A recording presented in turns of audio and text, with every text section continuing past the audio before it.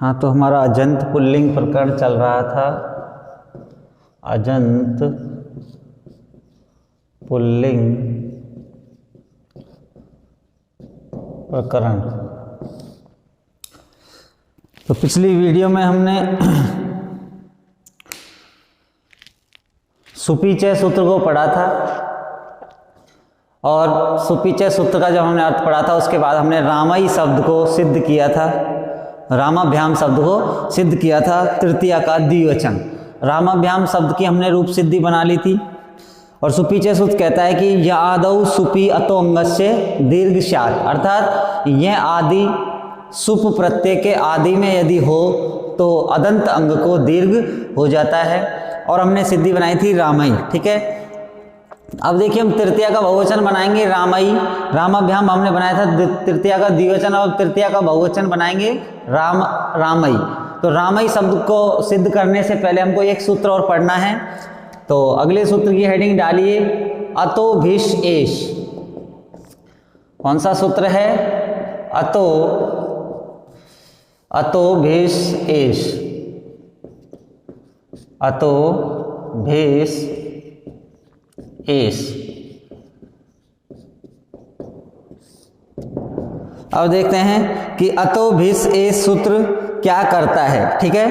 अतो भिष एष, तो देखिए इसकी वृत्ति है, अतो भिष एष सूत्र की वृत्ति है अकारांत अंगात भिष एष स्यात्। भिष एष स्यात्, अकारांत अंगात भिष एष स्यात्। और उसके आगे लिख रखा है अनेकाल सित सर्वस्य।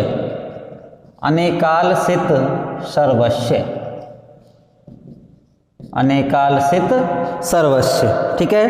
अनेकाल सित सर्वस्य अकारांत अंगात भिष एष स्यात्, ठीक है। अब इस सूत्र का अर्थ क्या है देखिए। सूत्र है अतो भिष एष। अतो भिष एष, अर्थात ये क्या कहता है कि भिष जो प्रत्यय है, भिष जो प्रत्यय है सुबंत, वो तृतीया के बहुवचन में आता है। टा भ्याम भिष, तृतीया का एक वचन है टा, द्विवचन है भ्याम और बहुवचन है भिष।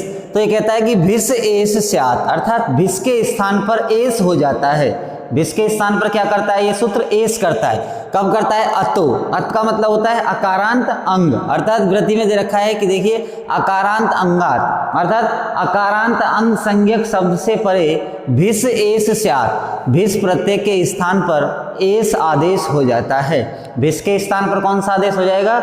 एष आदेश हो जाएगा। देखिए राम शब्द है और राम शब्द से जब हम प्रत्यय लाएंगे बहुवचन में रामई, राम शब्द से कौन सा प्रत्यय लाएंगे हम?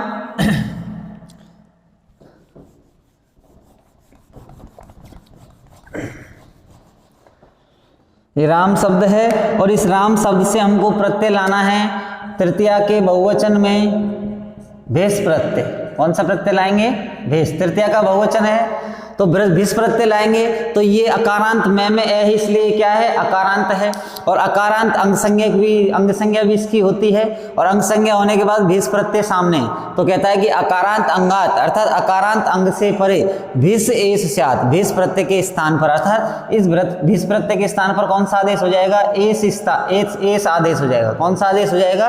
एष आदेश। तो ये कौन सा करता है आदेश? एष आदेश करता है। कौन सा सूत्र? ये अतो भिष एष, ठीक है ना। अब देखिए आगे लाइन में लिखा हुआ है अनेकाल सित सर्वस्य। अनेकाल सित सर्वस्य, अर्थात ये कहता है कि अनेकाल, ये जो एष जो आदेश है ये कैसा है? अनेकाल है। कैसा आदेश है? अनेकाल, ठीक है। अनेकाल का मतलब होता है अनेक अक्षरों वाला। अनेक अक्षरों वाला आदेश है ए से, ठीक है ना। तो अनेक अक्षरों वाला जो आदेश होता है सित सर्वस्य, अर्थात ये जो स है भिष है, ये सित होने के कारण ये पूरे के स्थान पर ही होता है। अनेकाल सित सर्वस्य से जो ये एष आदेश होता है ये पूरे भिष के स्थान पर होगा। ये नहीं जैसे जोअंत सूत्र जय के स्थान पर अंत आदेश करता था, ठीक है ना। तो ये ये जो तस्मान छसो ने पुंसी वो क्या करता था, से के स्थान पर न करता था, ठीक है ना, तो वो केवल से के स्थान पर करता था। तो ये किसके, भिस के स्थान पर, पूरे भिस के स्थान पर, अर्थात भिस हट जाएगा और क्या बचेगा, एस बचे। समझ में आ गया ना।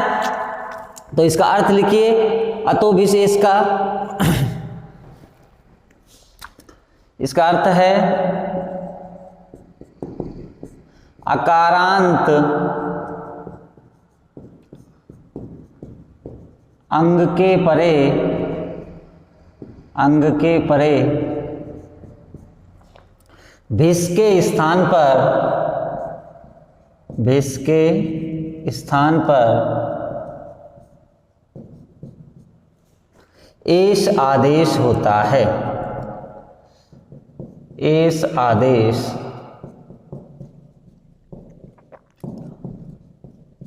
होता है। भिस के स्थान पर क्या होता है, एक एस आदेश होता है। अकारांत अंग से परे भिस के स्थान पर एस आदेश होता है, ठीक है ना। तो अनेकाल सिद्ध सर्वस्व की सहायता से भिस के स्थान पर क्या होता है, एस होगा। तो अनेकाल सिद्ध सर्वस्व इसकी सहायता से क्या कहता है, अनेकाल सिद्ध सर्वस्व ये नियम बताता है कि जो भिस के स्थान पर जो एस होगा वो पूरे भिस के स्थान पर होगा, अर्थात ये नहीं कि भय के स्थान पर होगा या ई के स्थान पर होगा या से के स्थान, पूरे भिस के स्थान पर क्या हो जाएगा, एस आदेश हो जाएगा। तो हमारा रूप कौन सा बनेगा, इसका उदाहरण है रामई। कौन सा उदाहरण है, रामई। और ये तृतीया का क्या है, बहुवचन है, रामई तृतीया का बहुवचन, ठीक है। तो हम रामई शब्द को सिद्ध करेंगे, ठीक है ना। तो रामई शब्द की सिद्ध करेंगे। तो देखिए राम शब्द है, राम शब्द, और राम शब्द की क्या कर देंगे हम, प्रातिपदिक संज्ञा करेंगे। क्या करेंगे, प्रातिपदिक संज्ञा। राम शब्द की प्रातिपदिक संज्ञा हुई। प्रातिपदिक संज्ञा कौन से सूत्र से होगी, देखिए राम शब्द की प्रातिपदिक संज्ञा होगी अर्थवद धातुर प्रत्यय प्रातिपदिकम से। अर्थवद धातुर प्रत्यय प्रातिपदिकम, प्रातिपदिकम, इस सूत्र से क्या हो जाएगी, राम शब्द की प्रातिपदिक संज्ञा हो जाएगी, ठीक है। अब राम शब्द की जो प्रातिपदिक संज्ञा हो जाएगी, अब क्या करेंगे हम, राम शब्द से प्रत्यय लाएंगे। कौन सा प्रत्यय आएगा, तृतीया के द्विवचन बहुवचन में भिस प्रत्यय आएगा।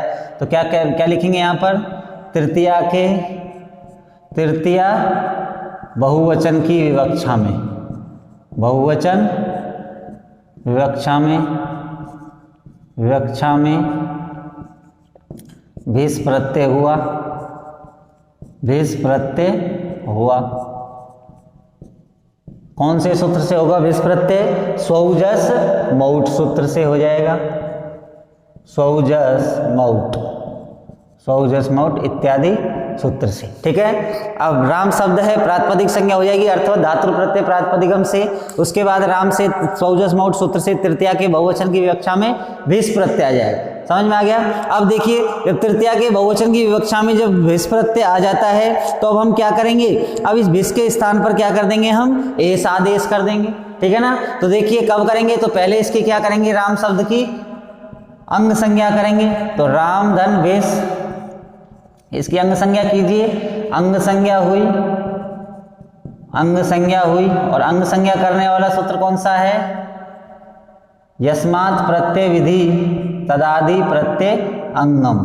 अंग संज्ञा हुई कौन से सूत्र से होगी, यस्मात् प्रत्यय विधेश, यस्मात् प्रत्यय विधेश तदादि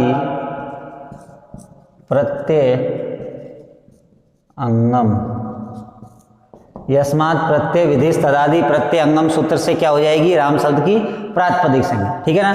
अब देखिए इस भिस के स्थान पर हमको एस आदेश कर देना है। अकारांत अंग संज्ञक शब्द हो गया अभी। अब राम धन एस आदेश कर देंगे, राम धन एस आदेश। क्या करेंगे अब हम, भिस के स्थान पर अनेकाल सिद्ध सर्वस्व की सहायता से भिस के, भिस को एस आदेश हुआ, एस आदेश हुआ। अब भिस को एस आदेश कौन से सूत्र से होगा, अतो भिस एस से कर देंगे। तो यहां पर सूत्र लिख देंगे, अतो भिस, अतो भिस एस। अतो भिस एस क्या करता है, भिस के स्थान पर एस करता है। क्या करता है, भिस के स्थान पर एस आदेश करता है। अब देखिए भिस के स्थान पर एस आदेश हो गया तो स्थिति क्या बन गई हमारी, राम धन एस बन गया। ठीक है, अब देखिए अतो भिस एस जो आदेश हुआ किसकी सहायता से हुआ, अनेकाल सित सर्वस्व की सहायता से। अनेकाल सित सर्वस्व की सहायता से। ठीक है, तो ये हो गया। अब भिस के स्थान पर हमने एस आदेश कर दिया। अब स्थिति क्या बची, राम धन ऐस बची, राम धन ऐस। अब देखिए यहां पर राम जो शब्द है इस में क्या है, ए, और सामने क्या है, आई। सामने क्या है, आई। अब हमने एक सूत्र पढ़ा था वृद्धि रेची। कौन सा सूत्र था, वृद्धि रेची। वो क्या करता है कि ए के बाद यदि ऐच प्रत्याहार का कोई वर्ण हो, आई औ ये वर्ण हो तो उनकी वृद्धि संज्ञा होती है। ठीक है ना, तो देखिए ए के बाद आई है तो यहाँ पर वृद्धि रेची से क्या हो जाएगी, वृद्धि हो जाएगी। क्या हो जाएगी, वृद्धि। तो वृद्धि होगी तो क्या बन जाएगा, रामई से, रामई से, ये स्थिति बन जाएगी। समझ में आ गया, क्या हुआ, वृद्धि हुई, वृद्धि हो जाएगी। वृद्धि कौन से सूत्र से होगी, वृद्धि रेची से हो जाएगी। वृद्धि रेची सूत्र से वृद्धि हो जाएगी।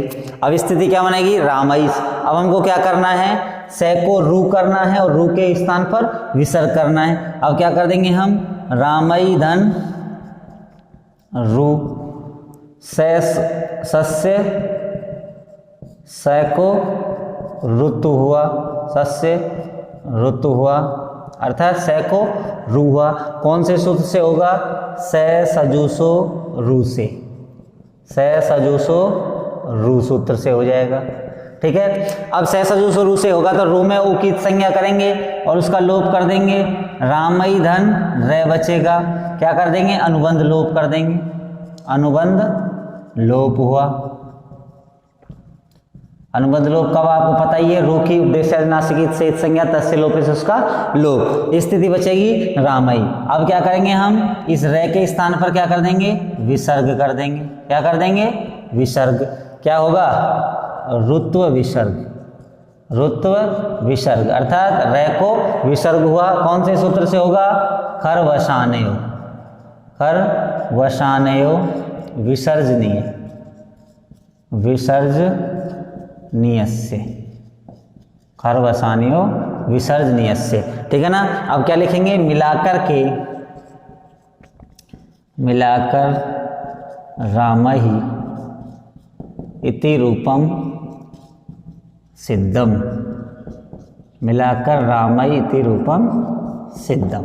ठीक है, तो ये हमारे रामई जो रूप है वो सिद्ध हो जाता है। ठीक है ना, तो ये मैंने शॉर्ट में सिद्धि लिखाई थी।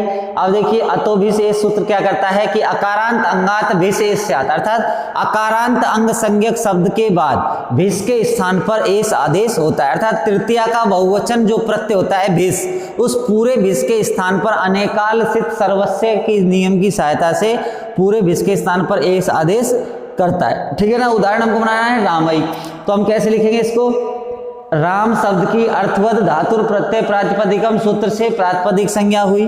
प्रातिपदिक संज्ञा हो जाने के बाद सौजस मौट इत्यादि सूत्र से तृतीया के बहुवचन की विवक्षा में भेष प्रत्यय आया राम शब्द से, स्थिति बनानी है राम धन भेष। ठीक है ना, अब क्या करेंगे हम, यस्मात् प्रत्यय विधि तदादि प्रत्यय अंगम सूत्र से राम शब्द की अंग संज्ञा हुई, स्थिति बनेगी राम धन भेष। अब क्या करेंगे, अतो भिस एस सूत्र अनेकाल सित सर्वस्व सूत्र की सहायता से अतो भिस एस सूत्र से भिस के स्थान पर एस आदेश हुआ, भिस के स्थान पर एस आदेश हो जाएगा तो स्थिति क्या बन जाएगी, राम धन एस हो जाएगा। अब क्या करेंगे हम, राम धन एस है तो मैं है सामने आइए तो वृद्धि रेची सूत्र से क्या हुई, मिला करके वृद्धि हुई तो स्थिति क्या बन जाएगी, रामई धन से। ठीक है, अब से सजूसो रू सूत्र से से के स्थान पर रू हुआ, स्थिति बनेगी रामई धन रू।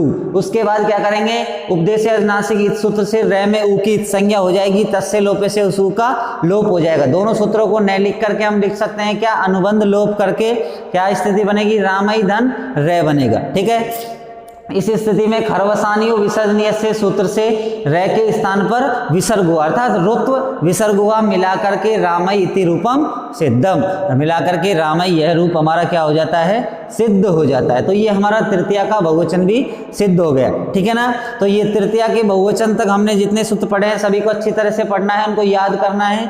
अब देखिए, अब हम बात करते हैं चतुर्थी की विभक्ति की। और चतुर्थी विभक्ति में राम जो शब्द है, तो चतुर्थी विभक्ति में राम शब्द से क्या बनता है? रामाय, चतुर्थी का एक वचन।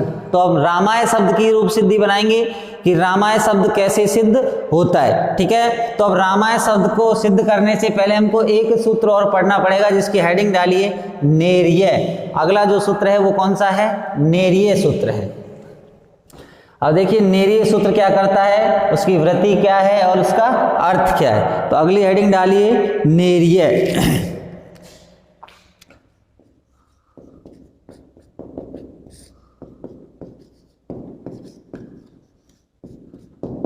नेरिय, ठीक है। कौन सा सूत्र है? नेरिय। अब देखिए इसकी वृत्ति है अतो अंगात परस्य नेरिय आदेश है स्यात्। इसकी वृत्ति है अतो अंगात परस्य, अतो अंगात परस्य नेरिय आदेशः स्यात्।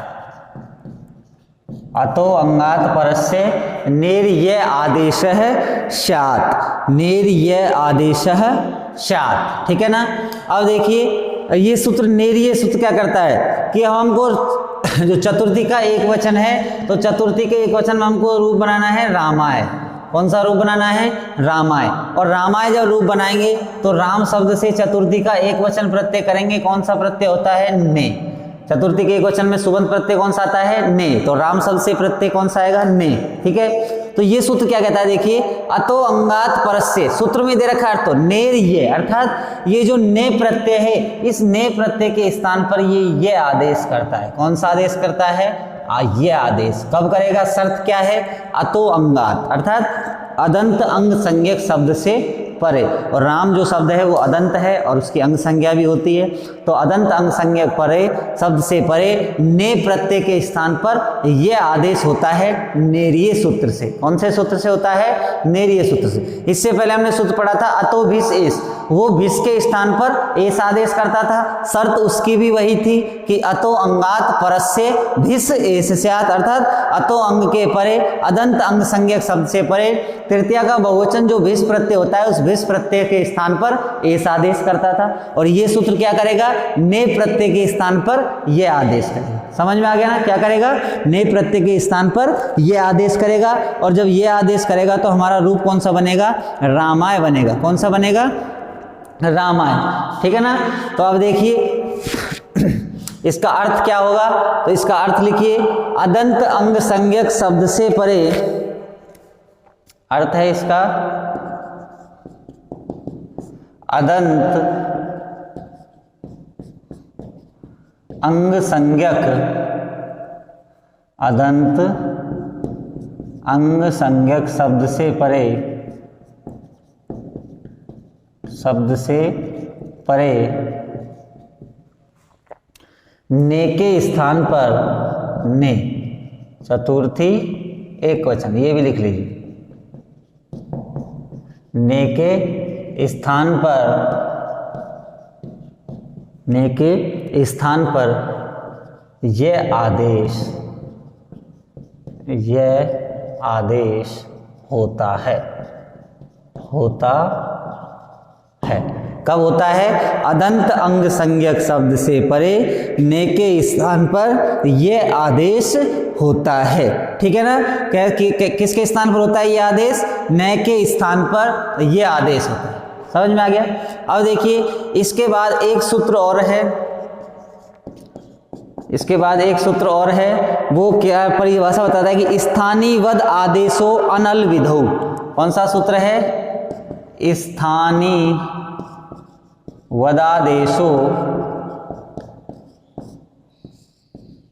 स्थानी वद आदेशो अनल विधौ, अनल विधौ, स्थानीय वद आदेशो अन अल विधौ। अब इस सूत्र की वृत्ति है, इस सूत्र की वृत्ति है कि आदेश है स्थानीवत स्यात्, आदेश है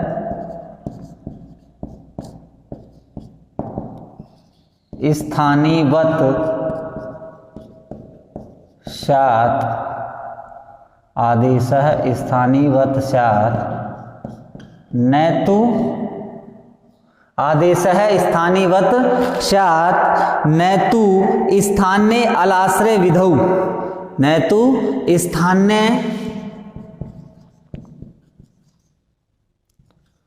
अलाश्रय विधौ। आदेश है स्थानीवत स्यात् न तु स्थान्य अलाश्रय विधौ। स्थानीवद आदेशो अनल विधौ क्या कहता है? आदेश स्थानीवत स्यात् न तु स्थान्य अलाश्रय विधौ। स्ति स्थानीवत्वात् सुपि चेति दीर्घ। ठीक है ना। अब देखिए ये क्या कहता है कि आदेश स्थानीवत स्यात्, आदेश जो होते हैं वो स्थानीय के समान होते हैं। न तु स्थानीय अलाश्रय विधौ, न कि स्थानीय अल आश्रय की विधि के अनुसार। स्थानीय संबंधी अलाश्रय विधि में स्थानीवत नहीं होता है। ठीक है ना। अब ये स्थानीय को हटाकर आया हुआ आदेश जो होता है, ठीक है ना, तो ये देखो क्या कहते हैं, स्थानीवद आदेश क्या कहता है कि हमने जो राम शब्द है, इस राम शब्द से हमने कौन सा प्रत्यय किया? ने प्रत्यय किया। कौन सा प्रत्यय किया? ने। और अब इस ने की हमने क्या कर दी? इस ने की हमने अंग इसकी संज्ञा की, ने की, और उसका लोप कर दिया, तो इस ने में क्या बचा? ए बचा। ठीक है ना। क्या बचा? ए। अब ये नेरीय जो सूत्र है, ये अदंत अंग संज्ञक शब्द से परे इस ए के स्थान पर क्या आदेश कर देगा? ये आदेश कर देगा, और मिलाकर के हमारा रूप क्या बन जाएगा? रामय बन जाएगा। रामय। और हमको बनाना क्या होता है? रामाय। क्या बनाना होता है? रामाय। ठीक है ना। तो अब ये सूत्र क्या करता है, देखिए कि हमने ये जो आदेश किया है स्थानीवद आदेश किया है। ठीक है ना। ये जो हमने ने के स्थान पर ए आदेश किया है नेरीय सूत्र से। ठीक है ना। तो ये बचा। अब देखिए हमको रामाय जब बनाना है तो हम ये जो अदंत अंग है, इस अदंत अंग को दीर्घ करेंगे सुपीचय सूत्र से। कौन से सूत्र से करेंगे? सुपीचय सूत्र से। सुपीचय सूत्र से क्या होता है? अदंत अंग को दीर्घ होता है। लेकिन कब होता है? सुपीचय अदंत अंग को दीर्घ करता है कि यह आदि प्रत्यय यदि परे हो, तो यह आदि प्रत्यय यदि परे हो, और वो प्रत्यय कैसा हो? सुप प्रत्यय के आदि में ये प्रत्याहार का वर्ण हो, तो ही अदंत अंग को दीर्घ हो जाएगा। ठीक है ना। तो यहाँ पर तो ये आदि प्रत्यय नहीं है, क्या बच रहा है यहाँ पर? तो ये बच रहा है। और ये प्रत्याहार में जो वर्ण आते हैं वो कौन से आते हैं? य, व, र। ठीक है ना।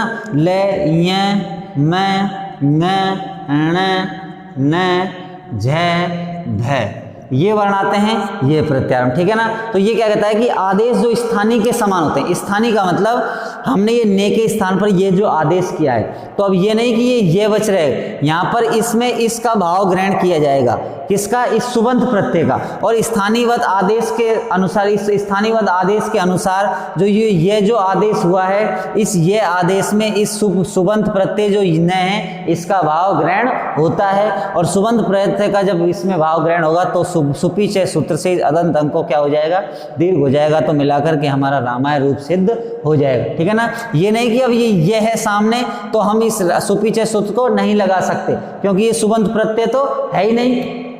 ये तो क्या है? आदेश हो गया। तो आदेश जो होता है वो सुप का ग्रहण कराता है, अर्थात भाव उसमें उसी का होता है। स्थानीय का मतलब इस ने के स्थान पर ये आया है, तो ये भी सुप प्रत्यय ही माना जाता है। इसको कहता है आदेश, स्थानीयवद आदेशो अनल विधौ। ठीक है ना। तो ये समझ में आ गया। तो देखिए अब ये जो सूत्र ने इसने कहा है कि आदेशा स्थानीयवद स्यात् न तु स्थान्य अलाश्रय। अब इसका अर्थ क्या है कि आदेश स्थानीय के समान होता है। इसका अर्थ है आदेश स्थानीय के समान होता है। आदेश स्थानीय के समान होता है। स्थानीय के समान होता है। आदेश किसके समान होता है? स्थानीय के समान होता है। स्थानीय संबंधी अलाश्रय विधि में स्थानीयवत नहीं होता है। स्थानीय संबंधी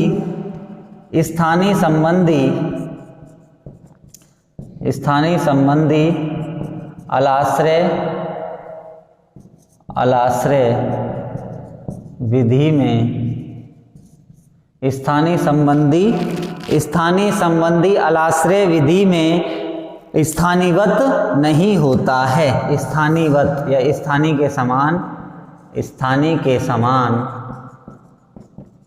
नहीं होता है।